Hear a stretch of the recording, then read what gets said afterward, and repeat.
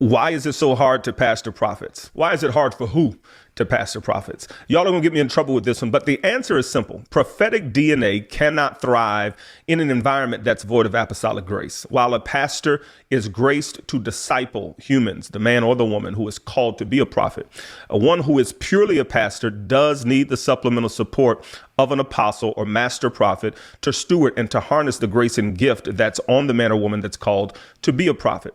The frustration that many pastors feel when attempting to shepherd prophets reveals something deeper, an absence of apostolic DNA. And that alone is not a bad thing, except where the pastor does not recognize that they don't have the DNA to steward and to shepherd and to harness the grace of the prophet. Prophets, by their very nature, are wired for disruption. They challenge norms, provoke change, and carry a sensitivity to the unseen realm that often feels overwhelming in traditional pastoral frameworks. And pastors whose primary grace is to nurture and to maintain will struggle with the intensity and unpredictability of prophetic people. And that unpredictability is not a flaw in the prophet.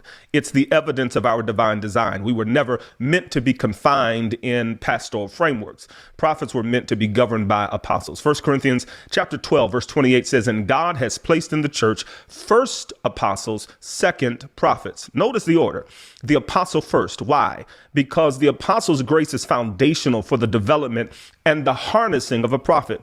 Pastors do provide critical care in the early stages of the prophet's development as a disciple and Christological formation, rooting them in the word. But as the prophet begins to awaken to their call and begins to mature in their sonship, they do require something deeper. And apostles carry that authority to guide and to govern and to groom prophets for their mature administration.